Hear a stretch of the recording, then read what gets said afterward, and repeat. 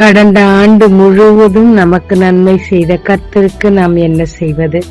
சங்கீதம் 13:6. கர்த்தர் எனக்கு நன்மை செய்தபடியால் அவரை பாடுவேன். கடந்த ஆண்டு முழுவதும் எத்தனையோ பிரச்சனைகள், வியாதிகள் நமக்கு வந்திருக்கலாம். ஆனால் நன்மைகளை என்று நினைத்து பார்த்தால் அதைவிட அது ஏராளமாய் இருக்கும்.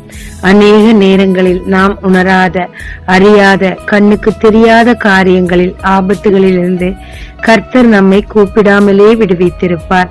எவ்வளோ நன்மைகளை கொடுத்த கர்த்தருக்கு நன்மை செய்தால் மட்டும்தான் பாட வேண்டுமா? பக்தன் சொல்லுகிறார், கர்த்தரை எக்காலத்திலும் துதிப்பேன், அவர் துதி என் வாயில் இருக்கும் என்று சொல்லி இதை பவுல் செய்தே காட்டினார்.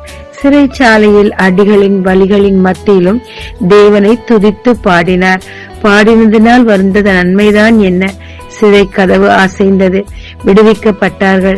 அங்கே மிகப்பெரிய ரட்சிப்பும் அடைந்தது. ஆமாங்க, எவ்வளவோ நன்மை செய்த கர்த்தர் இந்த ஆண்டு முழுவதும் ஏராளமான கர்த்தர் நன்மை செய்திருக்கும் போது நாம் அவரை துதித்து பாடுவோங்க. பாட பாட, துதிக்க துதிக்க நம் கட்டுகள் விலகும், நம்முடைய பிரச்சனைகள் விலகும், தேவனுடைய சமூகம் நம்மை சூழ்ந்து கொள்ளும். இந்த ஆண்டு முழுவதும் நான் நடக்கத்தக்கதான பலனை கர்த்தர் அந்த துதியின் மூலமாய் நமக்கு தருகிறார். எனவே கர்த்தரை துதித்து பாடலாங்க.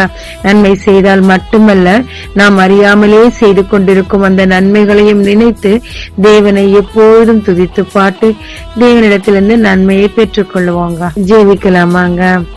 தேவரே, என் வாழ்க்கையில் நான் அறிந்த போதிலும் அறியாத போதிலும் அநேக நன்மைகளை செய்து கொண்டே இருக்கிறீரப்பா. அதற்காக உம்மை துதித்து பாடுவேன். உம்முடைய நன்மைகள் ஒவ்வொன்றாய் எண்ணி எண்ணி துதித்து பாட கிருபை தாரும். சில நேரம் தீமை ஏற்படுவது போல் கண்டாலும் உம்முடைய துதிய நிமித்தமாக அதையும் ஜெயிக்க எனக்கு கற்றுத்தாரும். இயேசு மூலம் பிதாவே, ஆமென். இயேசு கிறிஸ்துவின் நாமத்தில் இந்த நாளில் உங்களை ஆசீர்வதிக்கும் ஜீசஸ் விஷன்.